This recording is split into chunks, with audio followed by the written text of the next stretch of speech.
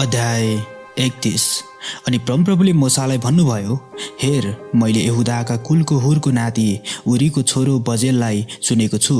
मैले त्यसलाई परमेश्वरका आत्माले र सिप, दक्षता र सबै किसिमका कारिगरीको ज्ञानले परिपूर्ण पारेको छु।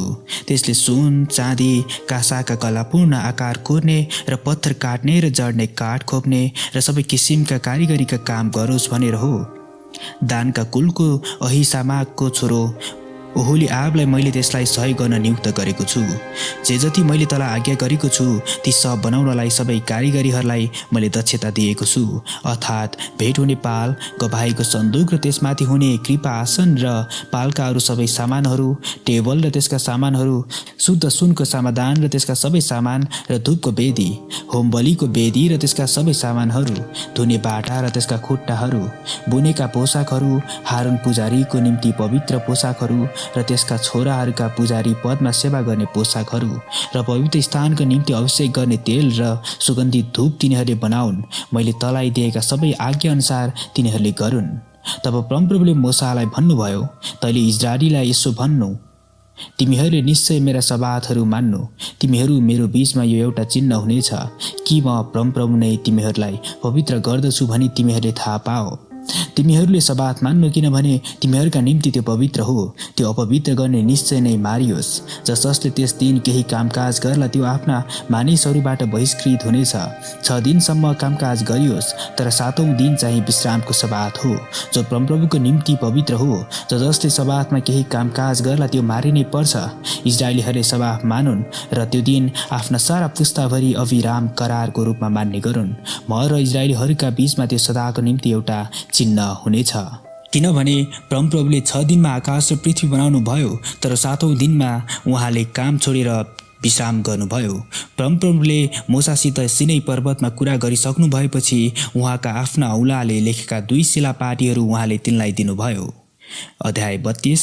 जब मानिसहरूले मूसालाई पर्वतबाट ओर्लन बियालो गरेका देखे, तब तिनीहरू हारुन कहाँ भेला भएर तिनलाई भन्न लागे, उठ्नुहोस् र हाम्रा अघि अघि जानलाई देवताहरू बनाउनुहोस्, किनकि हामीलाई मिस्रबाट निकालेर ल्याउने मूसालाई के भयो हामी जान्दैनौँ। हारुनले तिनीहरूलाई भने, तिमीहरूका पत्नीहरू र छोराछोरीहरूका कानमा भएका सुनका कुण्डलहरू फुकाली यहाँ म कहाँ ल्याऊ। तब सबै मानिसहरूले आआफ्ना कानमा भएका सुनका कुण्डलहरू फुकालेर हारुन कहाँ ल्याए। तिनले तिनीहरूका हातबाट लिएर हतियारले खोपेर ढालेर बाछाको आकारको एउटा मूर्ति बनाए। तब तिनीहरूले भने, हे इजरायली हो, तिमीहरूलाई मिस्रबाट निकालेर ल्याउने तिमीहरूका देवताहरू यिनै हुन्। यो देखेर हारुनले बाछाकै सामु एउटा वेदी बनाएर तिनले यसो भनेर घोषणा गरे, भोलि परमप्रभुको निम्ति एउटा चाड हुनेछ। भोलिपल्ट मानिसहरू बिहानै उठेर होम बलि चढाए र मेलबलि पनि ल्याए। तब तिनीहरू खानपान गर्नलाई बसे अनि त्यसपछि मोजमा डुब्न थाले। तब परमप्रभुले मूसालाई भन्नुभयो, तल ओर्ले, किनकि तैँले मिस्रबाट निकालेर ल्याएका तेरा मानिसहरूले आफैलाई भ्रष्ट पारेका छन्। तिनीहरूलाई जुन मार्गमा हिँड्ने आज्ञा मैले दिएको थिएँ त्यसबाट तिनीहरू अति चाँडै अर्कोतिर लागेका छन्। तिनीहरूले आफ्ना निम्ति बाछाको आकारमा एउटा ढालेको मूर्ति बनाएर त्यसैलाई पूजेका छन् र त्यसैको निम्ति बलि चढाएर भनेका छन्, हे इजरायली हो, तिमीहरूलाई मिस्रबाट निकालेर ल्याउने तिमीहरूका देवताहरू यिनै हुन्। परमप्रभुले मूसालाई भन्नुभयो, मैले यी मानिसहरूलाई देखेँ, यिनीहरू त हटी मानिसहरू रहेछन्। अब मलाई नरोक र मेरो क्रोध यिनीहरूमाथि दन्कियोस्। म यिनीहरूलाई भस्म पार्नेछु अनि तबाट नै म एउटा ठुलो जाति बनाउनेछु। तब मूसाले परमप्रभु आफ्ना परमेश्वरलाई आग्रहपूर्वक भने, हे परमप्रभु, तपाईँले आफ्ना ठुलो सामर्थ्य र शक्तिले हातले मिस्रबाट निकालेर ल्याउनु भएका आफ्ना मानिसहरूमाथि तपाईँको क्रोध किन यति साह्रै जलेको छ? मिस्रहरूले किन यसो भन्ने मौका पाउन्? कुभलो चिताएर पर्वतहरूमा तिनीहरूलाई मार्न र तिनीहरूलाई पृथ्वीबाट नाश गर्न उहाँले तिनीहरूलाई ल्याउनु भयो। तपाईँ आफ्ना भयङ्कर क्रोधलाई शान्त गर्नुहोस् र आफ्ना मानिसहरूलाई हानि गर्नदेखि आफ्नो मन बदल्नुहोस्। आफ्ना दासहरू अब्राहम, इसाक र याकुबलाई सम्झनुहोस्, जुनहरूसित तपाईँले आफ्नै नाउँ शपथ खाएर यसो भन्नुभएको थियो, म तिमीहरूका सन्तानलाई आकाशका ताराहरू जस्तै बढाउनेछु। मैले प्रतिज्ञा गरेको यो सारा देश तिमीहरूका सन्तानलाई दिनेछु र तिनीहरू सधैँसम्म त्यसको अधिकारी हुनेछन्। तब आफ्ना मानिसहरूलाई हानि गर्नदेखि परमप्रभुले आफ्नो मन बदल्नु भयो अनि मूसातिर फर्केर आफ्ना हातमा गवाहीको 2 शिलापाटी लिएर पर्वतबाट ओर्ले। पाटीहरूमा अगाडि र पछाडि दुवैपट्टि लेखिएका थिए। ती पाटीहरू परमेश्वरका काम थिए। तिनका लेखोट परमेश्वरद्वारा खोपेर लेखिएका थिए। यहोशूले मानिसहरू चिच्याएका सुनेर मूसालाई भने, छाउनीमा त लडाईँको स्वर जस्तो पो सुनिँदैछ। मूसाले भने, यो स्वर न त जित्नेहरूको न त हार्नेहरूको हो, तर म त गाउनेहरूको स्वर सुन्दैछु। छाउनी निर आउँदा आउँदै मूसाले बाछु र नाच देखे। मूसालाई साह्रै रिस उठ्यो र तिनले ती पाटीहरू आफ्ना हातले पर्वतको फेदीमा फ्याँकेर फुटाइदिए। तब तिनीहरूले बनाएको त्यो बाछु लिएर तिनले आगोमा जलाइदिए र त्यसलाई धुलो पिठो पारेर पानीमा छरिदिए अनि तिनले इजरायलीहरूलाई त्यो पिउन लाए। त्यसपछि मूसाले हारूनलाई भने, यी मानिसहरूले तपाईँलाई के गरे र तपाईँले यिनीहरूलाई यत्रो ठुलो पापमा लाग्नुभयो? हारूनले जवाफ दिए, हजुरको रिस ममाथि नउठोस्। तपाईँ त यी मानिसहरूलाई जान्नु नै हुन्छ, यिनीहरू कति खराबीतिर लागेका छन्। तिनीहरूले मलाई भने, हाम्रा निम्ति हाम्रा अघि अघि जानलाई देवताहरू बनाऊ, किनकि हामीलाई मिस्रबाट निकालेर ल्याउने मूसालाई के भयो हामी जान्दैनौँ। तब मैले तिनीहरूलाई भने, जस जस कहाँ सुनका गहनाहरू छन् ती फुकालेर ल्याऊ।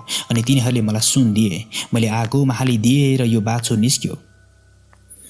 मूसाले देखे कि मानिसहरू त छाडा भइसकेका थिए, किनकि हारूनले तिनीहरूलाई छाडा हुन दिएका थिए, यतिसम्म कि तिनीहरू आफ्ना बैरीका सामुन्ने हाँसोको कारण बनेका थिए। तब मूसाले छाउनीको ढोका निर उभिएर भने, जो जो परमप्रभुतर्फ छन् तिनीहरू म कहाँ यता आउन्। अनि लेवीका सारा सन्तान चाहिँ तिनी कहाँ आएर भेला भए। मूसाले तिनीहरूलाई भने, परमप्रभु इस्राएलका परमेश्वर यसो भन्नुहुन्छ, तिमीहरू हरेकले आफ्नो तरबार भिरेर छाउनीको वल्लो छेउदेखि पल्लो छेउसम्म ढोका ढोकामा गएर हरेकले आफ्नो भाइ र आफ्नो मित्र र आफ्नो छिमेकीलाई मार। तब लेवीका सन्तानहरूले मूसाले भनेअनुसार गरे। त्यस दिन मानिसहरूमध्ये 3000 जति पुरुष मारिए। तब मूसाले भने, आज तिमीहरू आफ्ना छोरा र आफ्ना भाइलाई नाश गरी परमप्रभुको निम्ति अलग गरिएका छौ। आज उहाँले तिनीहरूलाई आशिष दिनुभएको छ। भोलिपल्ट मूसाले मानिसहरूलाई भने, तिमीहरूले ठुलो पाप गरेका छौ, तर अब म परमप्रभु कहाँ उक्लिएर जानेछु। सायद तिमीहरूको यो पापको निम्ति म प्रायश्चित गर्न सक्छु होला। अनि मूसाले परमप्रभु कहाँ फर्की गएर यसो भने, हाय, यी मानिसहरूले कस्तो ठुलो पाप गरेका छन्। तिनीहरूले आफ्ना निम्ति सुनका देवताहरू बनाएका छन्, तापनि तपाईँले तिनीहरूको पाप क्षमा गर्नुहुन्छ होला। हुन्न भने त तपाईँले लेख्नुभएको पुस्तकबाट मेरो नाउँ निशाना मेटिदिनुहोस्। तब परमप्रभुले मूसालाई भन्नुभयो, जसले मेरो विरुद्धमा पाप गरेको छ त्यसलाई नै म आफ्नो पुस्तकबाट मेटिदिनेछु। अब जा, मैले तँलाई भनेको स्थानमा मानिसहरूलाई अगुवाई गरेर लैजा र मेरा दूत तेरो अघि अघि जानेछन्। तापनि तिनीहरूलाई सजाय दिने समय आएपछि म तिनीहरूको पापको दण्ड दिनेछु। अनि हारूनले बनाएको बाछोप्रति तिनीहरूले जे गरे त्यसैको निम्ति परमप्रभुले मानिसहरूलाई रूढीले मार्नुभयो। अध्याय 33। तब परमप्रभुले मूसालाई भन्नुभयो, मिस्रबाट ल्याएका यी मानिसहरूसँग त्यस देशमा जा जसको विषयमा तेरा सन्तानलाई दिनेछु भनेर मैले अब्राहम, इसाक र याकुबसित शपथ खाएको थिएँ। म तिमीहरूका अघि अघि एउटा दूत पठाउने छु र कनानी, एमोरी, हित्ती, परिजी, हिब्बी, एबुसीहरूलाई धपाउने छु। दूध र मह बग्ने त्यो देशमा जाऊ, तर तिमीहरू हट्टी मानिस हौ, यसकारण म तिमीहरूका बीचमा हिँड्ने छैन, नत्र त बाटैमा म तिमीहरूलाई नाश गरौँला। जब मानिसहरूले यो नराम्रो समाचार सुने तब तिनीहरूले अफसोस गरे र कसैले आफ्ना गहनाहरू लगाएनन्, किनकि परमप्रभुले मूसालाई भन्नुभएको थियो, इजरायलीहरूलाई भन्, तिमीहरू हट्टी मानिस हौ, म एक क्षणको निम्ति पनि तिमीहरूका बीचमा आए भने तिमीहरूलाई भस्म पार्नेछु। अब तिमीहरूले आफ्ना गहनाहरू फुकाल र तिमीहरूसित के गर्नुपर्ने हो सो म विचार गरौँला। यसैले होरेब पर्वतमा इजरायलीहरूले आफ्ना गहनाहरू फुकाले। मूसाले चाहिँ छाउनीदेखि बाहिर धेरै टाढामा पाल टाङ्ने गर्थे। तिनले त्यसलाई भेट हुने पाल भन्थे। परमप्रभुसित भेट गर्न चाहे प्रत्येक व्यक्ति छाउनीको बाहिर भएको त्यही भेट हुने पालमा जान्थ्यो। जब मूसा निस्केर भेट हुने पालमा जान्थे तब सबै मानिसहरू उठेर आफ्ना पालको ढोकामा खडा भई मूसा त्यस पालभित्र नपसुन्जेलसम्म तिनैतिर नै हेरिरहन्थे। जब मूसा त्यस पालभित्र पस्थे तब बादलको खाम ओर्लेर पालको ढोकामा खडा हुन्थ्यो। जब परमप्रभु मूसासित कुरा गर्नुहुन्थ्यो, जब मानिसहरूले बादलको खामो पालको ढोकामा खडा भएको देख्दथे तब तिनीहरू उठेर आफ्नो पालको ढोकामा आराधना गर्थे। परमप्रभु मूसासित यसरी आम्ने सामने कुरा गर्नुहुन्थ्यो जसरी कोही आफ्ना मित्रसित कुरा गर्दछ। तब मूसा फर्केर छाउनीमा आउँथे, तर तिनले जवान सहायक नूनका छोरा यहोशू त्यस पालबाट निस्कदैनथे। अनि मूसाले परमप्रभुलाई भने, तपाईले मलाई यी मानिसहरूलाई लिएर जा भन्नुहुन्छ, तर मसित को पठाउनुहुन्छ तपाईले मलाई थाहा दिनुभएको छैन। तपाईले भन्नुभएको छ, म त तँलाई तेरो नाउँले नै चिन्छु, त माथि मेरो निगाह भएको छ। यदि तपाईँको निगाह म माथि भएको छ भने अब मलाई तपाईँको मार्ग देखाउनुहोस् र म तपाईँलाई चिन्न सकूँ र तपाईँको दृष्टिमा निगाह पाइरहन सकूँ। यो जाति तपाईँको हो भनी सम्झनुहोस्। अनि परमप्रभुले भन्नुभयो, मेरो उपस्थिति तसँग जानेछ र म तँलाई विश्राम दिनेछु। तब मूसाले उहाँलाई भने, यदि तपाईँको उपस्थिति हामीसित गएन भने हामीलाई यहाँबाट उता नलानुहोस्। तपाईँ हामीसित नगएसम्म म र तपाईँका यी मानिसहरूले तपाईँको निगाह पाएका छौँ भनेर हामीले कसरी जान्ने? अरू के कुराले म र तपाईँका मानिसहरू पृथ्वीका सारा मानिसहरूदेखि भिन्नै हुन्छौँ? तब परमप्रभुले मूसालाई भन्नुभयो, तैँले भनेको कुरा म गर्नेछु, किनकि तैँले मेरो दृष्टिमा निगाह पाएको छस् र मैले तँलाई नाउँले नै चिनेको छु। तिनले भने, अब मलाई तपाईँको महिमा देखाउनुहोस्। उहाँले भन्नुभयो, म तेरै सामुन्ने मेरो सारा श्रेष्ठता देखाउने छु र तेरै सामुन्ने परमप्रभु नाउँको घोषणा गर्नेछु। जसलाई म अनुग्रह गर्न चाहन्छु त्यसलाई म अनुग्रह गर्नेछु, जसलाई म कृपा देखाउन चाहन्छु त्यसलाई म कृपा देखाउनेछु। अनि उहाँले भन्नुभयो, तर तैँले मेरो अनुहार हेर्न सक्दैनस्, किनकि मेरो अनुहार हेरेर मानिसहरू जीवित रहन सक्दैनन्। तब परमप्रभुले भन्नुभयो, मेरो छेउमा एउटा ठाउँ छ जहाँ त एउटा चट्टानमा खडा हो। मेरो महिमा त्यहाँबाट भएर जाँदा तँलाई म त्यस चट्टानको खाँदोमा राख्नेछु र म त्यहाँबाट भएर नजाउन्जेल तँलाई मेरै हातले छोपी राख्नेछु। त्यसपछि म मेरो हात उठाउनेछु र तैँले मेरो पछिको भाग देख्नेछस्, तर मेरो अनुहार चाहिँ देखिने छैन। अध्याय 34। परमप्रभुले मूसालाई भन्नुभयो, पहिलेका जस्तै ढुङ्गाका 2वटा पाटी काटेर ले। म ती पाटीमा त्यही कुरा लेख्नेछु जो तैँले फुटाएको पहिलेका पाटीमा लेखिएका थिए। बिहानै तयार भएर सिनै पर्वतको टाकुरामा उक्लेर त मेरो सामुन्ने हाजिर हो। कोही मानिस तँसँग नआओस्, न त पर्वतको कुनै भागमा देखा परोस्। कुनै भेडा बाख्रा वा गाईबस्तु त्यस पर्वतको अगाडि नचरोस्। तब मूसाले पहिलेकै जस्तो ढुङ्गाका 2वटा पाटी काटेर परमप्रभुले आज्ञा गर्नुभए चाहिँ बिहान सबेरै उठी उनी सिनै पर्वतमा उक्ले। तिनले आफ्ना हातमा 2वटा शिला पाटी पनि लगे। अनि परमप्रभु बादलमा ओलाउनु भयो र तिनीसँग त्यहाँ खडा भएर उहाँले आफ्नो नाउँ परमप्रभु घोषणा गर्नुभयो। त्यसपछि परमप्रभु तिनको सामुन्नेबाट गएर यसो भनी घोषणा गर्नुभयो, परमप्रभु परमप्रभु, रिठ्याउनमा भरिपूर्ण र दयालु परमेश्वर, जो क्रोध गर्नमा ढिलो र प्रेम र विश्वस्ततामा प्रशस्त हुनुहुन्छ। उहाँले हजारौँ हजार माथि कृपा देखाउनुहुन्छ र दुष्टता, विद्रोह र पाप क्षमा गर्नुहुन्छ, तर उहाँले दोषीलाई कुनै किसिमले पनि सजाय दिनुहुन्छ। पिता पुर्खाका दुष्टताको दण्ड तिनीहरूका छोराछोरी, नाति नातिना र तेस्रो चौथो पुस्तासम्म दिनुहुन्छ। तब मूसाले हत्तपत्त भुइँतिर आफ्नो शिर निहुराएर आराधना गरे। तिनले भने, मैले तपाईँको दृष्टिमा निगाह पाएको छु भने हे परमप्रभु, बिन्ती छ परमप्रभु नै हाम्रा साथमा हिँड्नुहोला। यिनीहरू हटी मानिस भए तापनि हाम्रा दुष्टता र पाप क्षमा गरेर हामीलाई आफ्नो निज उत्तराधिकारीको रूपमा ग्रहण गर्नुहोस्। तब परमप्रभुले भन्नुभयो, हेर, तँसँग म एउटा करार बाँध्छु। तेरा सारा मानिसहरूका सामु म एउटा आश्चर्यका काम गर्नेछु जो सारा पृथ्वीमा कुनै जातिमा कहिले गरिएका छैनन्। यी मानिसहरू जसका बीचमा त छस् तिनीहरूले देख्नेछन् कि म परमप्रभु तेरो लागि एउटा आश्चर्य काम गर्नेछु। जुन आज्ञा आज म तँलाई दिँदैछु त्यो तैँले पालन गर। हेर, म तेरो सामुन्नेबाट एमोरी, कनानी, हित्ती, परिज्जी, हिब्बी र एबुसीहरूलाई धपाउनेछु। होसियार बस, जुन देशमा त जान्छस् त्यहाँका बासिन्दाहरूसँग तैँले सन्धि नगर्नु, नत्र त उनीहरू तिमीहरूका निम्ति पासो बन्नेछन्। उनीहरूका वेदीहरू भत्काइदिनु, उनीहरूका चोखा ढुङ्गाहरू टुक्रा टुक्रा पारिदिनु र उनीहरूका असेरा देवीका मूर्तिहरूलाई काटेर ढालिदिनु। तिमीहरूले अन्य कुनै देवताको पूजा नगर्नु, किनकि परमप्रभु जसको नाउँ डाही हो, डाहा गर्ने परमेश्वर नै हुनुहुन्छ। होसियार, त्यस देशका बासिन्दाहरूसित तिमीहरूले सन्धि नगर्नु, नत्र उनीहरू आफ्ना देवताहरूका पछि लागेर आत्मिक व्यभिचार झै गर्दा र आफ्ना देवताहरूका लागि बलि गर्दा उनीहरूले तिमीहरूलाई बोलाउनेछन् र तिमीहरूले उनीहरूका बलिदानहरू खानेछौ। जब उनीहरूका छोरीहरूमध्येका कुनैलाई तिमीहरूले आफ्ना छोराहरूका निम्ति ल्याउला र ती छोरीहरू आफ्ना देवताहरू पछि आत्मिक व्यभिचार झै गर्लान्, तब तिनीहरूले तिमीहरूका छोराहरूलाई पनि त्यही गर्न लाउनेछन्। तिमीहरूले आफ्ना निम्ति ढलौटी मूर्तिहरू नबनाउनु, अखमिरी रोटीको चाड मान्नु। मेरो आज्ञा बमोजिम आबिब महिनाको तोकिएको समयमा 7 दिनसम्म अखमिरी रोटी खाँदै रहनु, किनभने आबिब महिनामा तिमीहरू मिश्र देशबाट निक्लेर आएका हौ। गर्भ खोल्ने सबै मेरा हुन्। तिमीहरूका पशुका सबै भाले, गाई बस्तुका र भेडा बाख्राका पहिले ब्याएका मेरै हुन्। गधैनीको पहिले जन्मेका बछिडालाई पाठो दिएर छुटाउनु, त्यसलाई छुटाएनौ भने त्यसको घाँटी भाँचिदिनु। आफ्ना सबै जेठा छोराहरूलाई केही दिएर छुटाउनु। मेरो सामुन्ने कोही पनि रित्तै देखा नपरोस्। 6 दिनसम्म आफ्ना कामकाज गर्दै रहनु, तर 7औं दिनमा चाहिँ विश्राम गर्नु। हलो जोत्ने र कटनी गर्ने समयमा पनि विश्राम गर्नु। तिमीहरूले साताहरूको चाड पहिले उब्जेको गहुँ साथ मान्नु र वर्षको आखिरमा अन्न भित्रौली चाड पनि मान्नु। वर्षमा 3 पल्ट तिमीहरूका सबै पुरुषहरू इजरायलका परमप्रभु परमेश्वरको सामु देखा परुन्। म जाति जातिहरूलाई तिमीहरूका सामुबाट निकालिदिनेछु र तिमीहरूको सिमाना बढाइदिनेछु। जब तिमीहरू परमप्रभु आफ्ना परमेश्वरको सामु वर्षमा 3 पल्ट देखा परौला, तब कसैले तिमीहरूका जमिनको लोभ गर्ने छैन। मलाई चढाइने बलिको रगत खमीर हालेको केही रोटीसित नचढाउनु र निस्तार चाडको बलि मध्येको केही पनि बिहानसम्म नछोड्नु। तिमीहरूको जमिनमा अगौटे फलहरू मध्येका सबभन्दा असल फल चाहिँ परमप्रभु आफ्ना परमेश्वरको घरमा ल्याउनु। बाख्राको पाठो त्यसको माउको दुधमा नपकाओ। तब परमप्रभुले मूसालाई भन्नुभयो, यी कुरा लेख, किनकि यिनै कुरा बमोजिम त र इजरायलीसित मैले करार बाँधेको छु। मूसा त्यहाँ परमप्रभुसित 40 दिन र 40 रात रहे। तिनले न त रोटी खाए न पानी पिए।